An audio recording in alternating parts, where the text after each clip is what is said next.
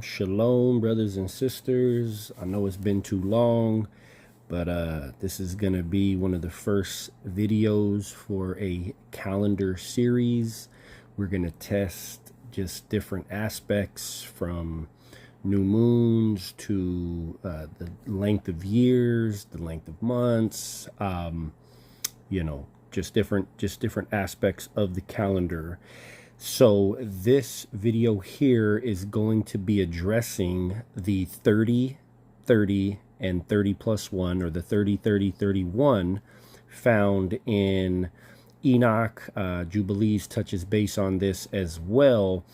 And are these numbers for months, or what are these numbers for?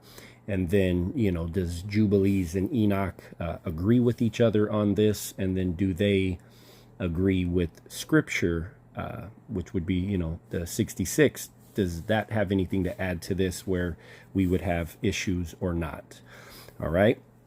So we are going to be covering, once again, Jubilees, Enoch, and then some scripture in Psalms and Leviticus. So let's get started. First of all, we have to get this this foundation laid, which right here in Psalm 104:19, it says, He, meaning Yah, appointed the moon for seasons, the sun knoweth his going down. Okay, once again, he appointed the moon, the Yereach, for seasons. Okay, that word for seasons is moed, which in its plural form would be moedim.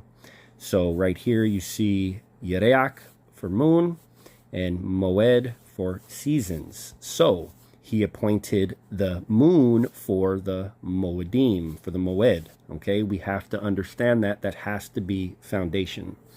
Okay, so moving along, this would be what it would look like to have the 30, 30, 30 plus 1. You have the 7-day week.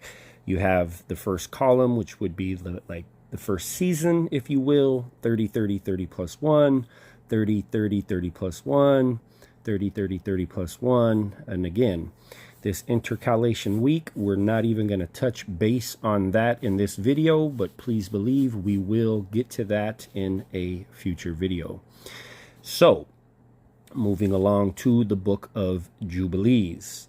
Jubilees 6, verse 36, it says, For there will be those who will assuredly make observations of the moon, how it disturbs the seasons and comes in from year to year 10 days too soon. For this reason, the years will come upon them when they disturb the order and make an abominable day the day of testimony, and an unclean day a feast day, and they will confound all the days, the holy with the unclean, and the unclean day with the holy, for they will go wrong as to the months and Sabbaths and feasts and jubilees. Okay, so again, it says they will make observations of the moon. All right.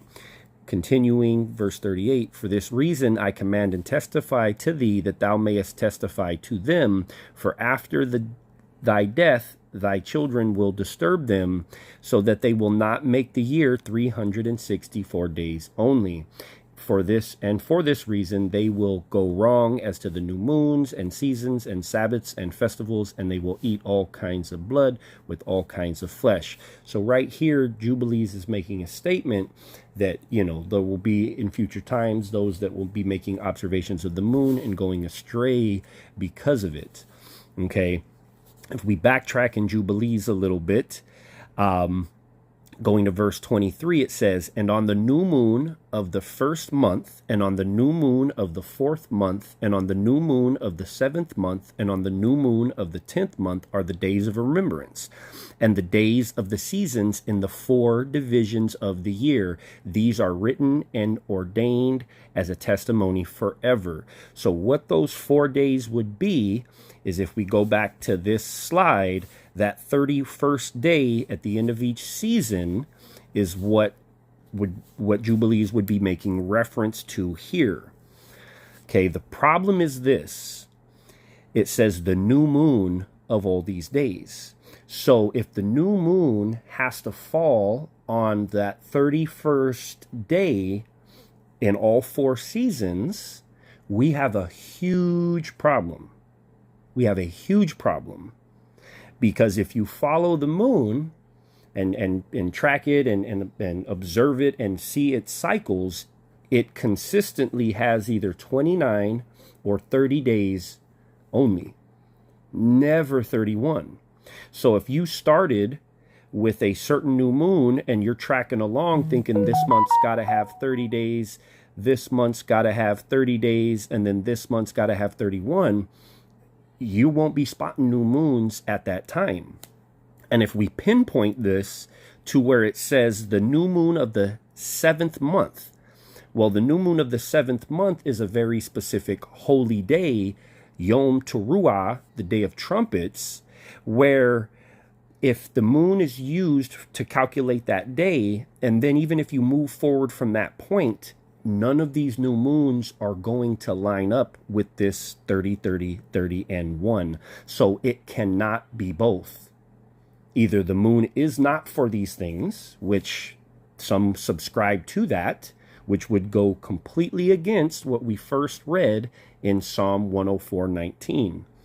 Okay, so let's just continue and read what this says. It says, and Noah ordained them for himself as feasts for the generations forever, so that they have become thereby a memorial unto him. And on the new moon of the 1st month, he was bidden to make for himself an ark, and on that day the earth became dry, and he opened the ark and saw the earth. And on the new moon of the 4th, the mouths of the depths of the abyss beneath were closed, and on the new moon of the 7th, all the mouths of the abyss of the earth were opened, and the waters began to descend into them.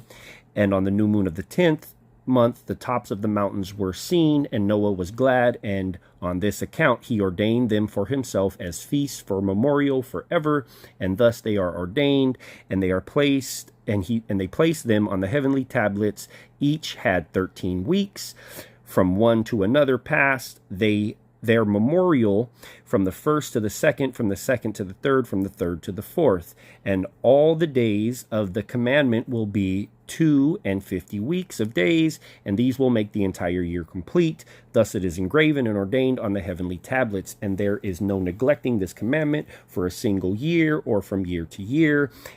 And command thou the children of Israel that they observe the years according to this reckoning 364 days, and these will constitute a complete year, for they will not disturb its time from its days and from its feast, for everything will fall out in them according to their testimony, and they will not leave out any day nor disturb any feast. But if they do neglect and do not observe them according to his commandment, they will disturb all their seasons, and all their years will be dislodged from this order, and they will disturb the seasons, and the years will be dislodged, and they will neglect their ordinances, and the children of Israel will forget and will not find the path of years, and will forget the new moons and the seasons and the Sabbaths, and they will go wrong as to the order of the years. For I know, and from henceforth will I declare it unto thee, and it is not of my own devising, for the book lies written before me,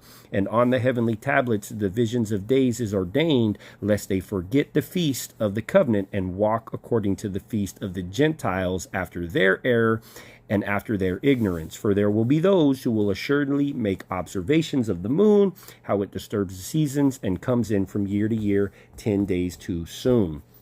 Okay, so this is saying a whole lot. Jubilees is making a claim here that if you are following the moon and observing it, you will dislodge the days and make abominable days, holy days, abominable days. And if we look around to the Torah community, there's all kinds of different calendars. So this would make the claim that majority of the believers are celebrating abominations and making holy days an abomination. This is another reason why Jubilees is not scripture. How can it make this claim and say that if we observe the moon, and also say that you have the new moon of the first, the new moon of the fourth, the seventh, and the 10th month as special days, but then the moon is not for them, going directly against what we read in Psalm 104:19, where it says he appointed the moon for seasons, for Moed, for the Moedim. He can't appoint the moon for the Moedim, and we need the moon for that. But then if we observe it, we're in error. Complete contradiction. Complete contradiction. Now, that doesn't mean that Jubilees we can't glean from it, and there are certain things, but this book is not scripture. And this book does not agree with the 66. All right? So let us continue.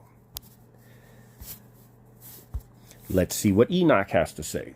Okay, this is Enoch 71, depending on which translation you have. I have both.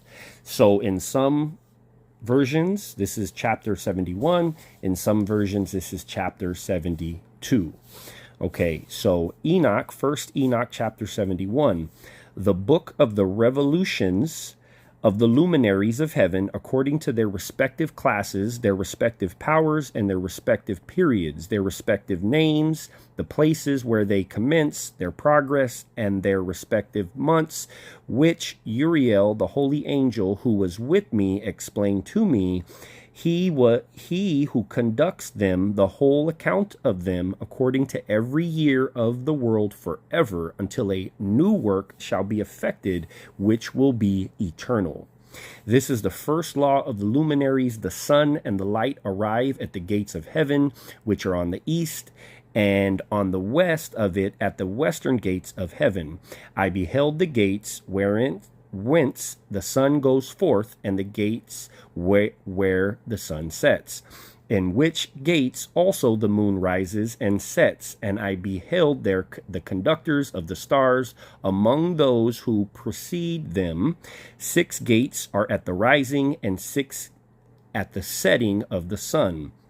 These are respectively one after another are on a level, and numerous windows are on the right and on the left side of those gates.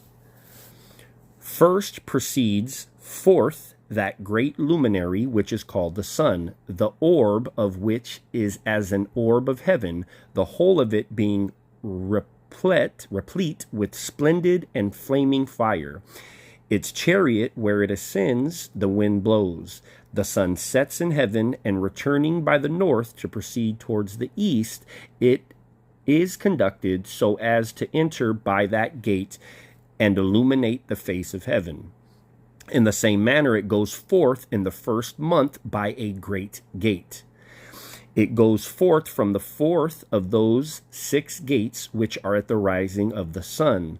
And in the fourth gate, through which the sun with the moon proceeds, in the first part of it, there are 12 open windows, from which issues out a flame when they are opened at their proper periods. When the sun rises in heaven, it goes forth through this fourth gate 30 days, and by the fourth gate in the west of heaven on a level with it descends. During that period, the day is lengthened from the day, and the night curtailed from the night for 30 days, and then the day is longer by 2 parts than the night. The day is precisely 10 parts, the night is 8. So when it first enters into this fourth gate, that's what they call the equinox. You have 9 parts and 9 parts. You have equal day and equal night. So Enoch is saying that it will be in this gate for 30 days. At that time, we have a portion added to the sun, a portion taken from the moon, and it is 10 parts and 8 parts. Continuing, verse 15, the sun goes forth through this fourth gate and sets in it and turns to the 5th gate during the 30 days after which it proceeds from and sets in the 5th gate. Then the day becomes lengthened by a second portion, so that it is 11 parts, while the night becomes shortened and is only 7 parts. Okay, so again, if you caught it, there's the other 30. So you have 30, and then 30 was in the fourth gate, 30 days. The fifth gate, 30 days.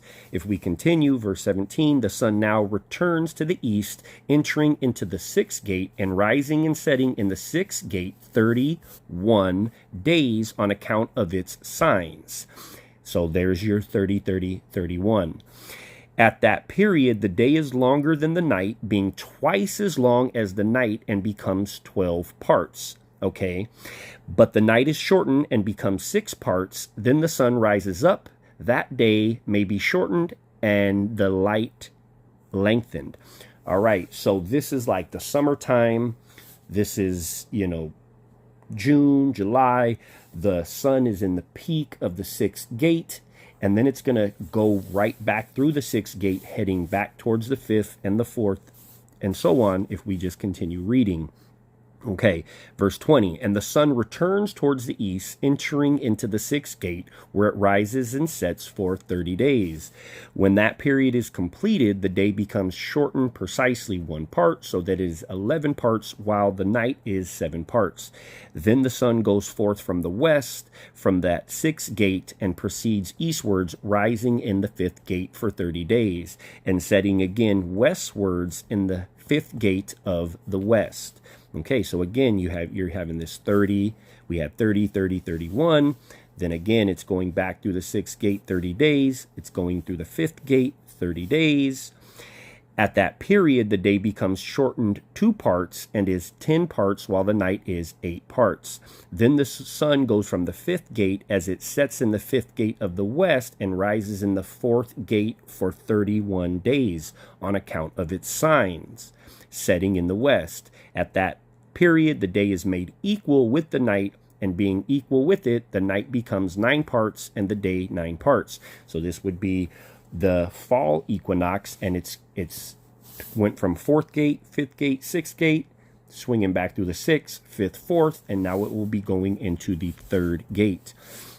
The day and night is equal once again. It says, then the sun goes from that gate, and as it sets in the west and returning to the east, proceeds by the third gate for the 30 days, setting in the west at the third gate.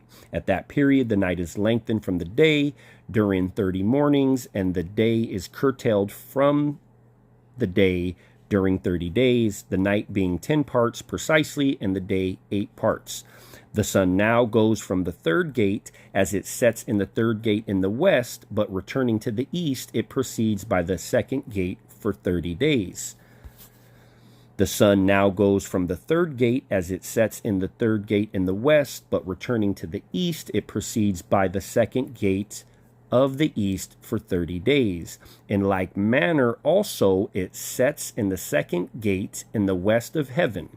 At that period the night is 11 parts and the day 7 parts. Then the sun goes at that time from the second gate as it sets in the second gate in the west, but returns to the east, proceeding by the first gate for 31 days. Again, there's your 30, 30, 31.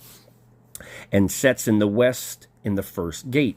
At that period, the night is lengthened as much again as the day. It is 12 parts precisely, while the day is 6 parts. This would be like the dead of winter, right? The night is twice as long as the day at this time. Okay, the sun has thus completed its beginnings, and a second time goes round from these beginnings into that gate. It enters for 30 days and sets in the west in the opposite part of heaven. That would be the first gate once again. At that period, the night is contracted in its length a 4th part, that is 1 portion, and becomes 11 parts. The day is 7 parts. Then the sun returns and enters into the second gate of the east. It returns by these beginnings 30 days, and rising and setting.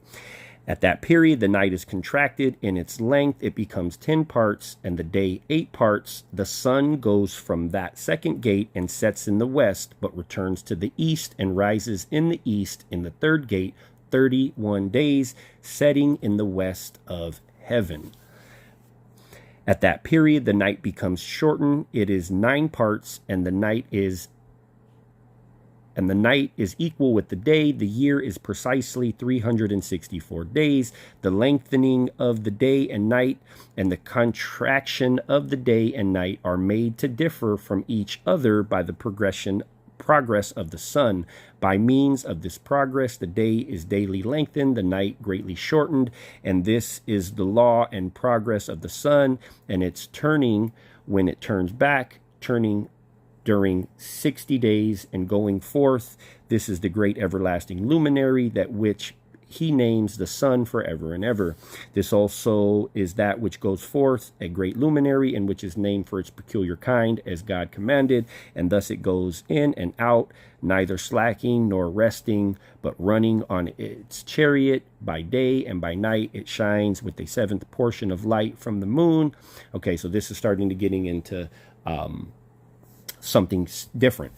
But what Enoch just laid out for us concerning the 30, 30, and 31 is, I don't know if you're catching it, but it's nothing at all like what Jubilees claimed. Jubilees claimed that those 31st days at the end of the 4 seasons are new moons.